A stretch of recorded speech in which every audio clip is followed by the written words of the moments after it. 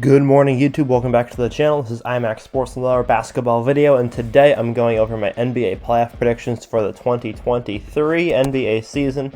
I do predictions on the channel every once in a while for the basketball, and since the playoffs are starting up today, I figured I would update my new predictions. I've been trying to do more on the channel recently, so I'm going to try and get back into it, especially with basketball season with school ending, so let's get into it. First off, we have the East seeding. The Milwaukee Bucks got the first seed, the Boston Celtics are the 2 seed, the Philadelphia 76ers are the 3 seed, the Cleveland Cavaliers are the 4 seed, the New York Knicks are the 5 seed, the Brooklyn Nets are the 6 seed, the Atlanta Hawks are the 7 seed, and the Miami Heat are the 8 seed.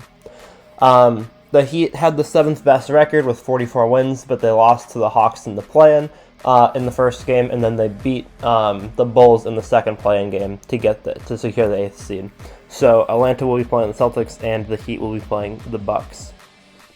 In the West, we have the Nuggets at 1, Grizzlies at 2, Kings at 3, Phoenix Suns at 4, Clippers at 5, Golden State Warriors at 6, Lakers at 7, and the Timberwolves at 8. The Lakers beat the Timberwolves in the first play-in game, and then the Lakers were 8-7, the Timberwolves were 8. The Lakers beat the Timberwolves in the first playing game, and the Timberwolves won the second playing game to secure their 8th spot. The Lakers game, the Timberwolves almost won, but the Lakers were able to secure the victory. And then the Timberwolves had a pretty dominant game last night for the most part. Round 1 in the East, I have the Bucks beating the Heat in 6. I have the Celtics beating the Hawks in 5. I have the 76ers beating the Nets in 6, and I have the Cleveland Cavaliers beating the New York Knicks in 7. I think that the Heat will pose some issues for Milwaukee. I think that it'll be a tight series. I think it'll probably be 2-2, and Milwaukee will win 2 in a row, ending it away. But I could see the Heat potentially bringing it to 7. I can't really realistically see the Heat winning the series, but they did have the 1 seed last year, and they did have a really good team. And their team is still very similar to the team that happened last year, and Jimmy Butler always plays well in the playoffs. So I could see the Heat taking it to 7, but I think that it's most likely going to be a 6-game series for Milwaukee. For the Celtics, I have the Celtics winning in 5 against the Atlanta Hawks. The Hawks obviously are a good team. Trae Young is a great player. But the Celtics have played really well against the Hawks. The Hawks really haven't been able to get a whole lot of good games against the Celtics the last few years. I think that trend is going to continue. I have the Celtics winning 4-1. 76ers and the Nets, I have the Sixers beating the Nets 4-2. I think that the Nets have a okay team. I think that they have done a decent job recovering from the loss of Kyrie and KD. And they've been able to level out a little bit. But they're still not a great team. They're an okay above average team. I think the Sixers should win in 6, maybe 5. And then I have the Cleveland Cavaliers beating the New York Knicks 4-3. This will be a close series. Both of these teams, the Cavaliers started off strong. The Knicks came on strong late in the second half of the season. The Knicks honestly could be playing better basketball right now than the Cavaliers are, but the Cavaliers have had phenomenal home court advantage this season. They've played so well at home, and they have the extra home game. So I will give it to Cleveland on the merit that they have 4 home games, and their home offense is incredible. In the West, we have the Nuggets and the Timberwolves, the Grizzlies and the Lakers, the Kings and the Warriors, and the Suns and the Clippers in the first round. I have the Nuggets beating the Timberwolves 4-2. I have the Grizzlies beating the Lakers 4-2. I have the Warriors beating the Kings 4-2, and I have the Clippers losing 3-4 to the Phoenix Suns. In the Timberwolves series, I have the Timberwolves. I think the Timberwolves could definitely take it to 7, and I do think that they have the potential to win. My issue with the Timberwolves is that they haven't played as a full team a lot this whole season, and that I think is going to hurt them. Overall, though, I do think that they have a talented enough team to potentially win this series. But Denver also has had one of the best home offenses in the league, one of the best home records in the league, and because of that, I think that the home advantage will be too overwhelming for the Timberwolves, and it'll be in 6 or 7 depending on if the Nuggets can win a game away.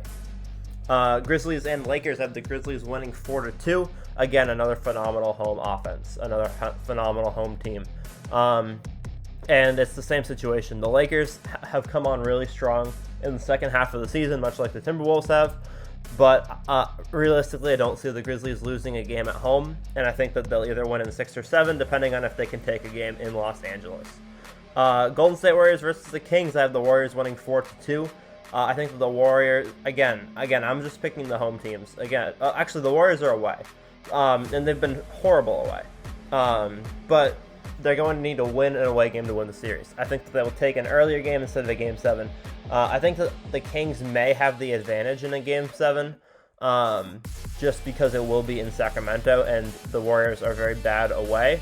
But I think that if the Warriors can win an away game in the first 2 games, then I think that they're going to win the series. If the Warriors go home 1-1, I think they win the series 4-2.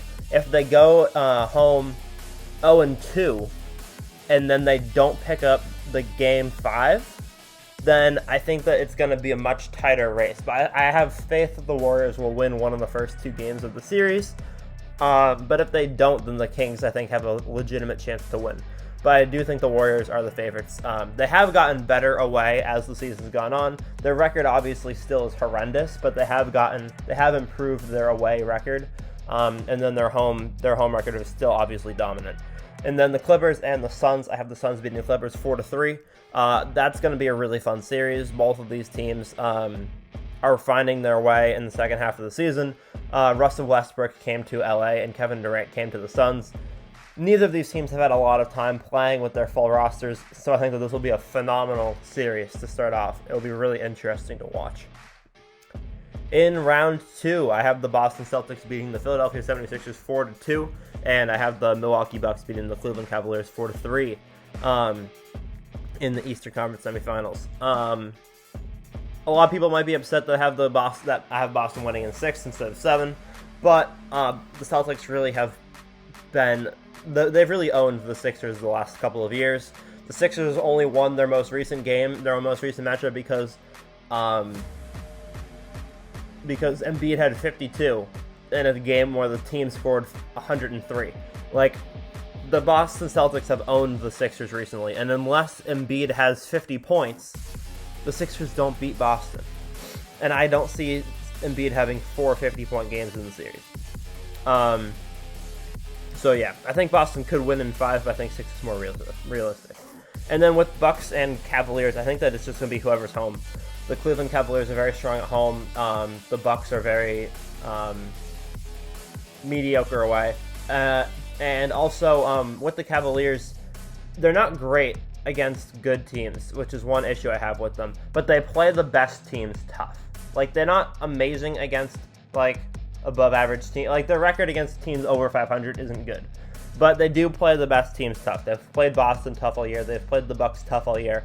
I think it could be a 6-game series, but I have faith the Cleveland Cavaliers could bring it to 7.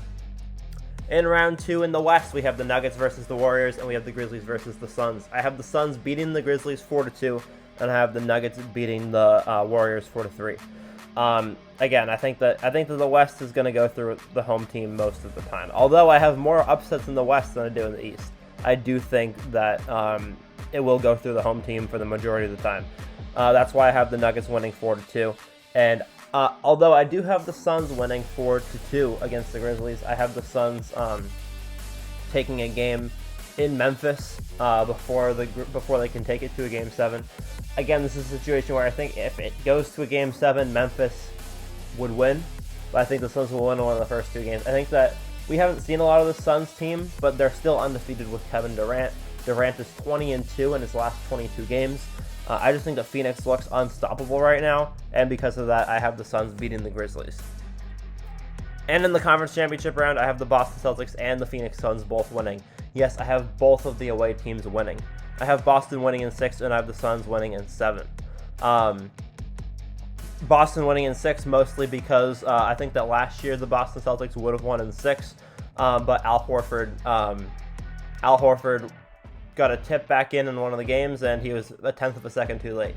That being said, I think that the Celtics have, in all the games last year, the Celtics were close. There was no game where Milwaukee blew out the Celtics except for the first game of the series. I think that this year, That first game of the series won't happen because we already know how Milwaukee plays. We played them so much last year, and we've been preparing for them all year. I think that game one won't happen. I think they're all going to be close, tight, competitive games. But Boston did blow out Milwaukee in a couple of games last year. I think that Boston had a pretty significant point differential in that 7-game series. So I think that the Celtics are going to be able to clutch up in a couple of those close games. And I think that Milwaukee's going to have a tough time winning this year in Boston, especially with the Celtics trying to get back to the finals. And then with the Nuggets and the Suns, I have the Suns winning 4-3. I think that it's going to be a close matchup the whole way through, obviously. But I do have the Suns winning Game 7, and most of that is because of just that Kevin Durant has more playoff experience and just has been a better playoff winner than Jokic has so far. Obviously, Durant has had a lot of good teammates, but Jokic has some great teammates the past years as well. And I think that with the Nuggets, I need to see Jokic win before I pick him to make it to a finals.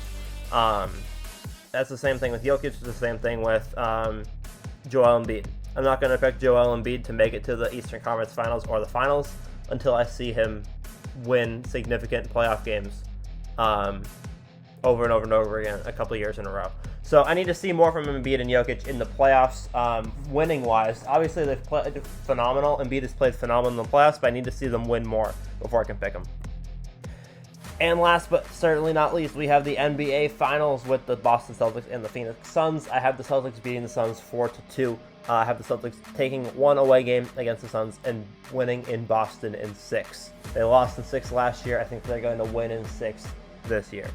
The Celtics do have...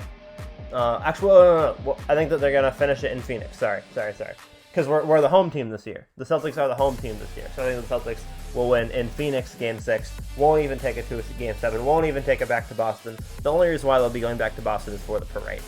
So yes, I have the Boston Celtics beating the Phoenix Suns 4-2. And I have Tatum going up 8-2 against Kevin Durant in the playoffs over the last 2 seasons. So thank you guys for watching. Hope you guys enjoyed. Make sure to leave a like, subscribe to the channel if you're new. Let me know what you think in the comments below, and I'll see you guys on the next one. Peace.